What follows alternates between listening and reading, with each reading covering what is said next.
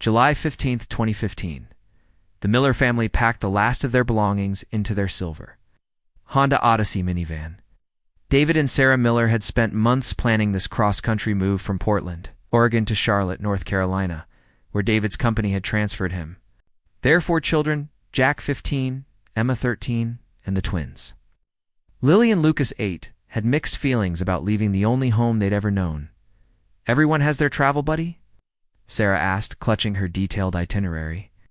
She had mapped every stop, every hotel, every landmark they would visit during their 7-day journey. The family had decided to make an adventure of the move, turning necessity into a vacation. David nodded as he closed the back hatch. "All set. GPS is programmed for our first stop in Boise." They had said their goodbyes to neighbors the previous evening. The house stood empty behind them, keys all ready with the new owners. There was nothing left to do but begin. "Let's hit the road," David announced, clapping his hands with forced enthusiasm. "New life, here we come." The children climbed into the van, settling into their assigned seats among the pillows, snacks and entertainment that would sustain them through the long hours of driving. Sarah took one last look at their former home before sliding into the passenger seat. The minivan pulled away from the curb at 7:42 a.m. A neighbor, walking her dog, waved as they passed. It was the last time anyone would see the Miller family. Asterisk, the first sign that something was wrong came that evening. The Millers had reservations at a hotel in Boise, Idaho. When they failed to check in, the hotel held their room according to policy. Assuming they'd been delayed, the next morning Sarah's sister Melissa called Sarah's cell phone for their planned DSE's cell phone for their planned check-in. The call went straight to voicemail. If you've ever wondered how an entire family could vanish without a trace in our connected world, you're about to discover the chilling truth behind one of America's most baffling disappearances. This has gone cold. Where we investigate the cases others have abandoned.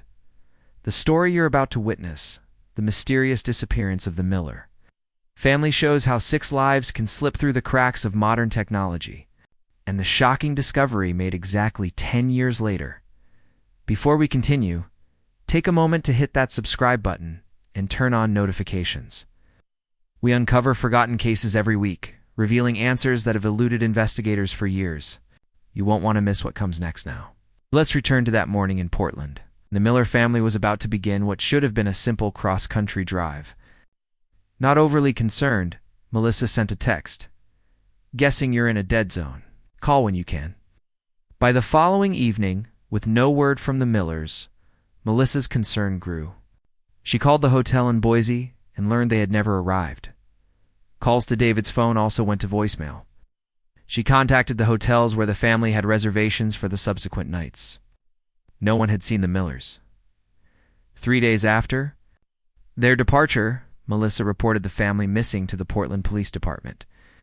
"It's not like them," she insisted to the officer taking her report. "Sarah would never go this long without checking in, especially with the kids." The case quickly escalated when police confirmed the family had not used credit cards, ATMs, or phones since leaving Portland. Their minivan's license plate hadn't been captured by any traffic cameras beyond the city limits. 6 days into the search, state police found David Miller's cell phone in a rest area trash can just outside of Pendleton, Oregon, approximately 210 miles from Portland. The phone had been wiped clean of data. The discovery transformed a missing persons case into a potential criminal investigation. The disappearance of the Miller family dominated national headlines throughout that summer. Search efforts expanded across multiple states. The FBI joined the investigation, bringing additional resources and expertise. Investigators established that the family had stopped for gas in the Dalles, Oregon, about 80 miles east of Portland. Security footage showed all 6 family members. At the gas station, David paid cash for the fuel and snacks. They appeared relaxed, ordinary, a family on vacation, after leaving the gas station. The silver Honda Odyssey was captured on a traffic camera heading east on I-84. Then, nothing. The most puzzling aspect of the case was the absence of the vehicle.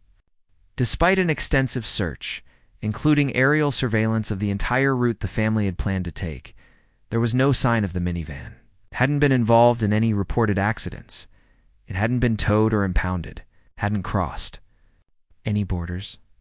It's as if they drove off the face of the earth, one investigator told reporters off the record.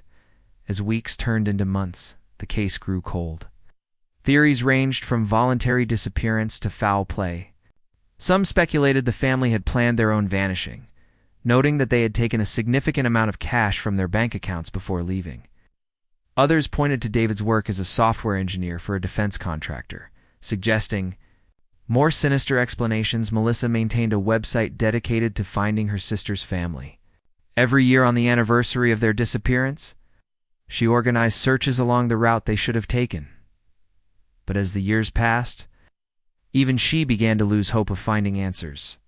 The Miller family joined the ranks of America's mysterious disappearances discussed on true crime podcasts and internet forums, their smiling faces from vacation photos haunting the imagination of a public that wondered, how could 6 people in their minivan simply vanish without a trace? Asterisk, 5 years after disappearance, July 2020. Detective Elaine Corbett flipped through the Miller case file for what felt like the 1,000th time. 5 years had passed since the family's disappearance, and the thick folder of reports, interviews, and dead-end leads had only grown heavier. As one of the last original investigators still assigned to the case, Corbett had come to know the Millers better in their absence than many had known them in life. Her office walls were covered with maps, tracing possible routes the family might have taken, with red pins marking confirmed sightings and yellow pins for unverified reports. The gas station in the Dalles remained the last confirmed location. Everything beyond that was speculation. Still at it? Kepta Hayes asked, leaning against her doorframe. Corbett nodded without looking up. Anniversary's coming up. Media will start calling again. 5 years, Elaine. Maybe it's time to what? Except that they vanished into thin air. She closed the file with more force than necessary. 6 people in a minivan don't just disappear. Someone knows something. Hayes sighed. They'd had this conversation before. The task force is being downsized. I can keep you on, but resources are limited. Cold case status. After Hayes left, Corbett stared at the family photo on her desk, the Millers on a camping trip the summer before they disappeared. All smiles against a backdrop of mountains. David and Sarah Miller had been meticulous planners. Their move had been organized down to the last detail. Sarah's sister had provided investigators with copies of the family's itinerary, including hotel reservations, planned rest stops, and tourist attractions they intended to visit. Corbett had retraced their planned route personally 3 times. She'd interviewed every employee who had been working at each gas station, restaurant, and hotel where the Millers might have stopped. Nothing. The most promising lead had been a waitress at a diner in Baker City, serving the family breakfast the morning after they left Portland. But security footage revealed it had been a different family with a similar vehicle. One detail continued to bother Corbett. The Millers' minivan had been equipped with a built-in GPS navigation system. If the vehicle had remained within cellular range at any point after their disappearance, it should have communicated with satellites. The complete absence of any digital footprint was unusual, suggesting either the vehicle had been destroyed or taken somewhere remote enough to block all signals. Corbett opened her laptop and began typing an email to Melissa Ward. Sister? They'd developed a close relationship over the years, united in their refusal to give up. Melissa had used her savings to fund private investigators, but none had uncovered anything substantial. Melissa, approaching the 5-year mark, I'm still here, still looking. The official investigation is being scaled back, but this changes nothing for me. I have some vacation time coming up. Thought I might drive the route again, see it fresh. Eyes noticed something. Any specific areas you want me to focus on? Corbett hit send, knowing that somewhere across the country, Melissa was probably also staring at photos of her missing family, asking the same question everyone had been asking. For 5 years, how could 6 people and their vehicle vanish without leaving any trace? Asterisk, 10 years after disappearance, July 2025, Ryan Delgado.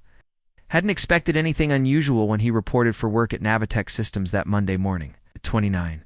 He'd been with the GPS technology company for 3 years.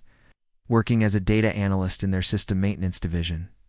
His job involved monitoring anomalies in the vast network of satellites and receivers that powered the company's navigation systems.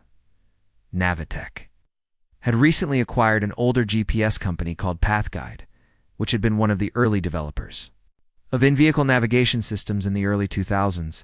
Ryan's team was tasked with integrating PathGuide's historical data into Navitech's more advanced systems. "How's the data migration going?" his supervisor, Wendy, asked during their morning meeting. Ryan shrugged. "Slow. Their archiving system is prehistoric. Finding redundancies, corrupted files, orphan data, packets, it's a mess. Just do what you can. Corporate wants it done." By the end of the month, back at his desk, Ryan continued the tedious process of sorting through years of accumulated GPS data. PathGuide systems had stored information from every vehicle that had used their navigation technology, creating an enormous database of movements, routes, and destinations. Asterisk. Most of this data was fragmented and anonymous, identified only by serial numbers rather than user information. As Ryan filtered through the backlog, he developed a program to flag unusual patterns, vehicles that had taken highly irregular routes, or systems that had malfunctioned in strange ways. Late that afternoon, his program identified something odd: a navigation system that had been actively pinging satellites for 10 years from the exact same location. The system ID matched a 2015 Honda Odyssey. "That can't be right," Ryan muttered, checking the coordinates. The location was in eastern Oregon, in a remote area miles from any major road or settlement. According to the data, the vehicle's GPS unit had sent regular signals weak, but detectable from the same spot since July 15, 2015, Ryan cross-referenced the coordinates with satellite imagery and topographical maps. The location appeared to be in a deep ravine in the Blue Mountains, a densely forested region not visible from surrounding roads. As a technical curiosity, Ryan decided to look up the vehicle's serial number in PathGuide's customer database. Match came back immediately.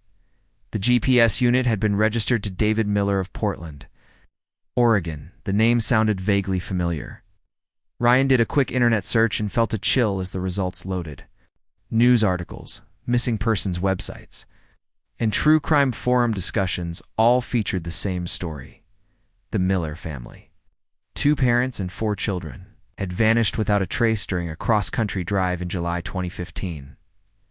Ryan stared at his screen, the implications sinking in. For 10 years, a GPS unit had been sending signals from a remote location, signals that somehow had never been noticed or properly analyzed.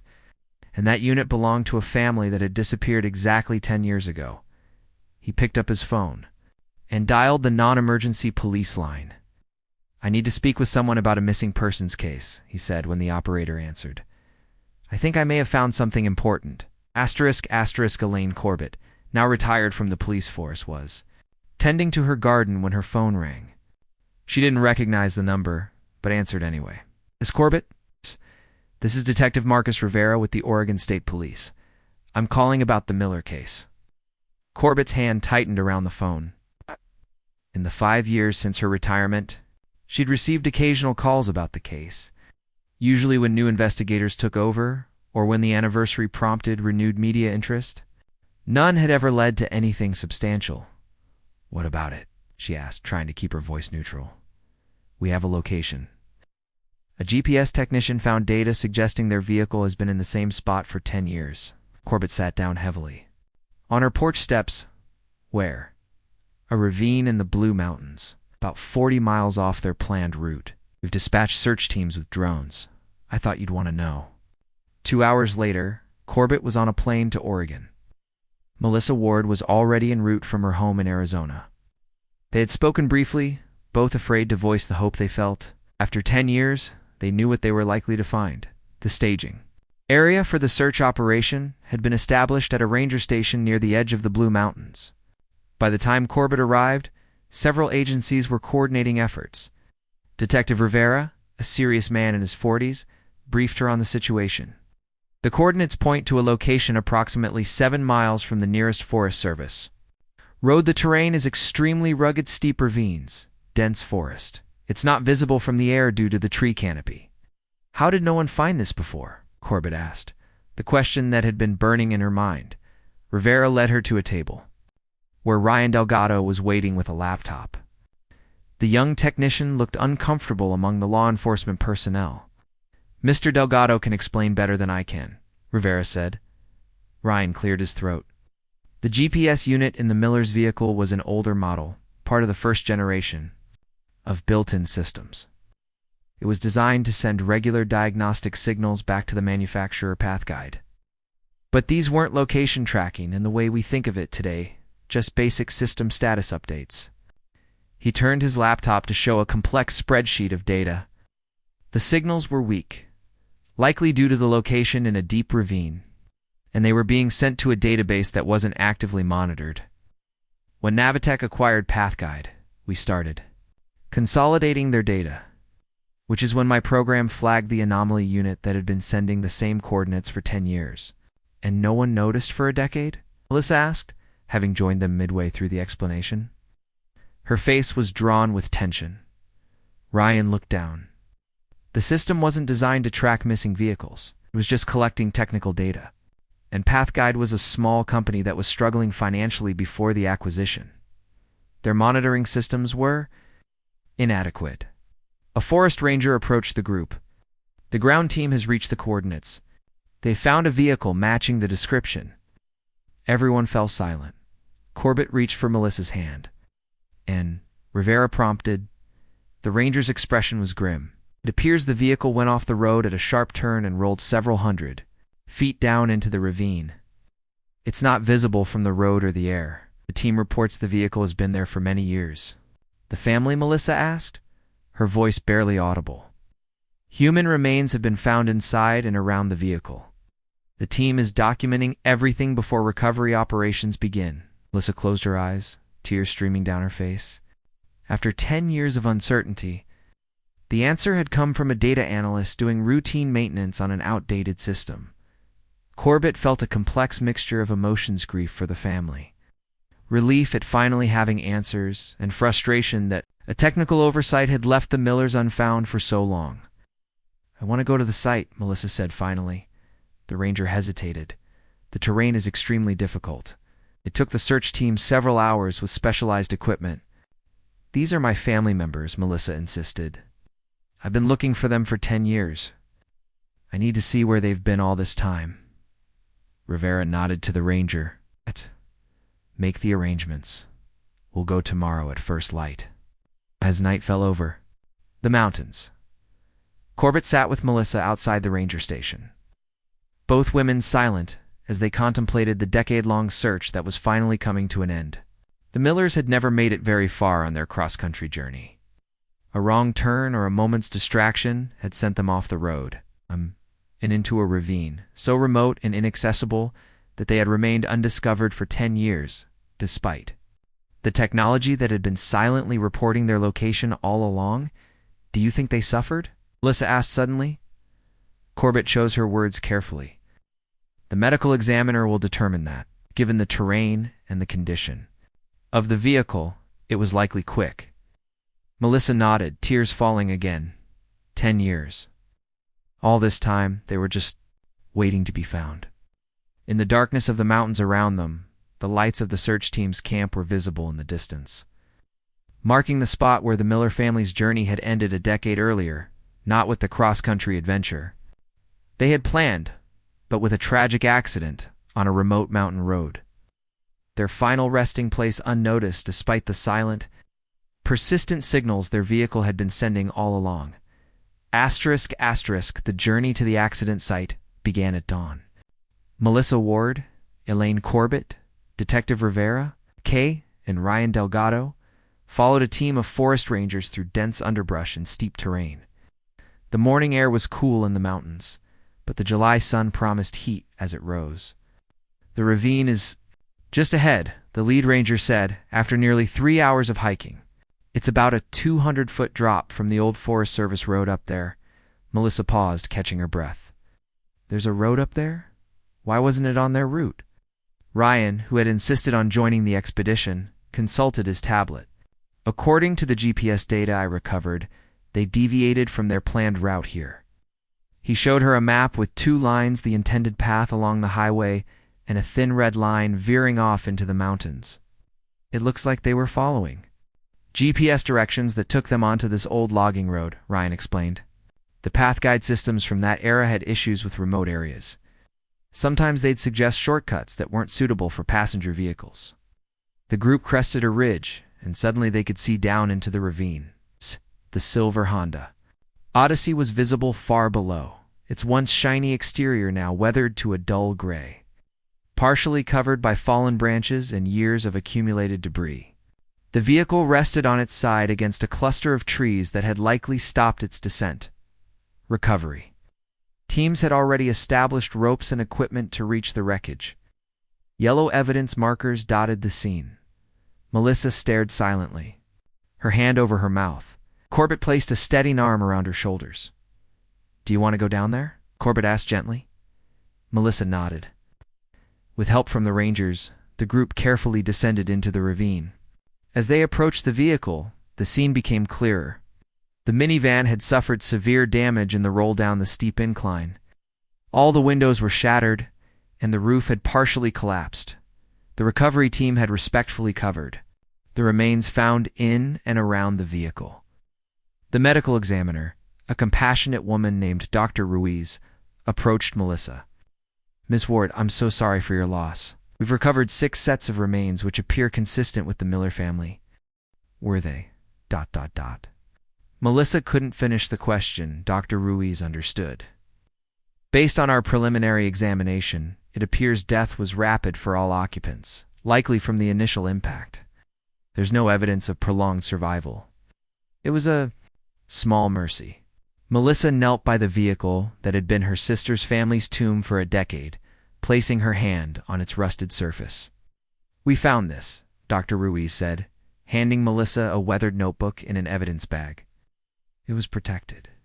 Inside a travel case, inside was Sarah Miller's travel journal. The last entry, dated July 15th, 2015, read, "GPS is taking us on a scenic route through the mountains. The kids are complaining, but the views are worth it. Should rejoin the highway in about 30 minutes, according to David." Melissa closed her eyes, the simple entry revealing the ordinary, unsuspecting final moments of her sister's life. 3 days later, the recovery operation was complete. The medical examiner had positively identified all 6 members of the Miller family through dental records. The investigation into the cause of the accident continued. But the prevailing theory was straightforward. The family's GPS had directed them onto an unsafe forest road, where they likely encountered a sharp turn too quickly and went over the edge. Melissa, Corbett, and Ryan sat in a conference room at the Oregon State Police headquarters listening as Detective Rivera summarized. "The findings? The GPS data confirms they were following a route suggested by their navigation system," Rivera explained. "Mr. Delgado has been instrumental in helping us understand what went wrong." Ryan cleared his throat. "The path guide system had a critical flaw. When suggesting alternate routes, it didn't distinguish between highways and unpaved forest roads in its database. There were actually 3 other accidents attributed to similar navigational errors around that time, though none as severe." As the Millers, why didn't anyone check the GPS data when they first disappeared? Melissa asked, the question that had been haunting her. Corbett looked pained. "We tried. Contacted Path Guide back then, but they claimed they couldn't track individual vehicles. In real time, technically that was truth. They weren't tracking locations for navigation purposes. What we didn't know was that their systems were still receiving diagnostic pings." "Different departments, different databases," Ryan added.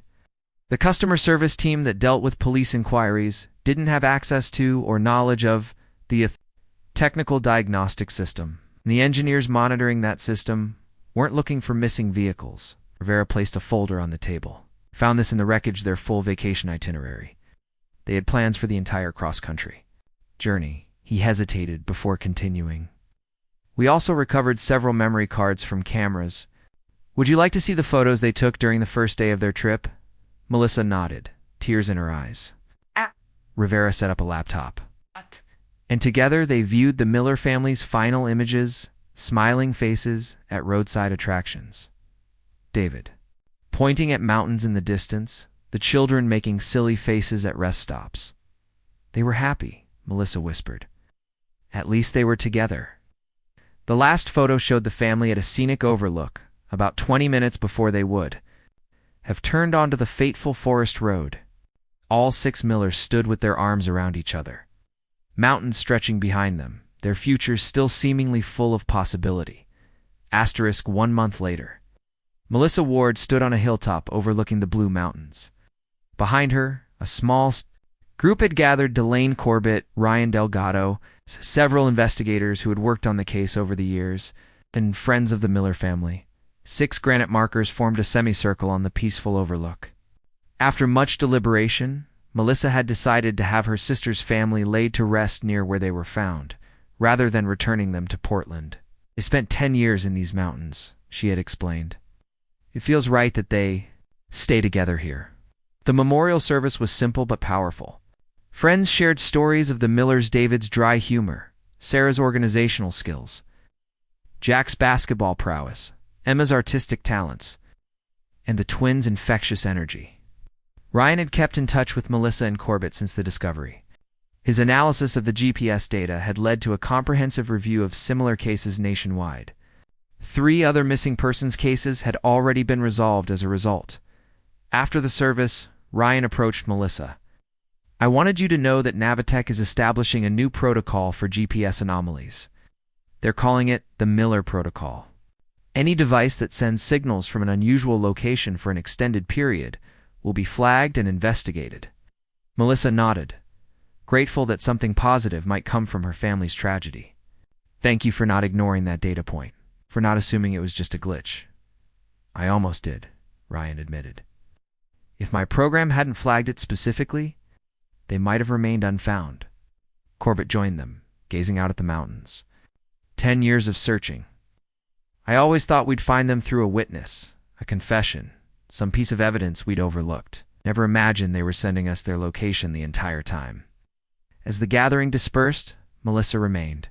At the memorial site, she placed a family photo against Sarah's marker, the same photo the police had used on missing person posters for a decade. "We found you," she whispered. "You were never really lost. We just couldn't hear you." In the valley below, traffic moved. Along the interstate, cars carrying families on their own journeys, guided by navigation systems far more sophisticated than the one that had led the Millers astray.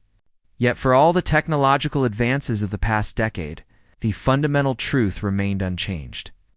Sometimes the difference between arrival and tragedy came down to simple twists of fate: a wrong turn, a missed signal, a data point overlooked. The story of the Miller family became more than a true crime mystery.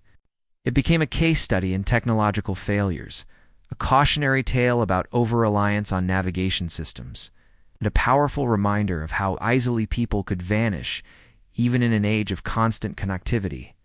For Ryan Delgado, it was a lesson in the human impact of data, how a single anomalous signal, properly interpreted, could bring closure to a decade of uncertainty.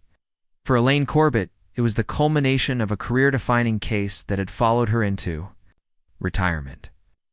And for Melissa Ward, it was the end of a search that had consumed 1/3 of her life as she left the mountaintop memorial. Melissa took one last look at the 6 granite markers gleaming in the afternoon sun. The Millers had set out on a cross-country journey with the promise of a new beginning. They never reached their destination, but they had finally been found. In the end, it wasn't diligent detective work or a lucky break that resolved the case. It was a simple ping from a damaged GPS unit, steadfastly transmitting its location year after year, waiting for someone to notice the message it had been sending all along. The Miller family tragedy reminds us how fragile our connection to the world can be, and how even the tools designed to protect us can sometimes fail. What do you think happened in this case? Could you have noticed something that investigators missed? What other technological flaws might still be hiding missing people? Share your theories in the comments. I read them all. If this story resonated with you like it did with me, please click the like button. This helps our investigations reach others who care about uncovering the truth. And if you haven't yet joined our community of cold case hunters, now is the time.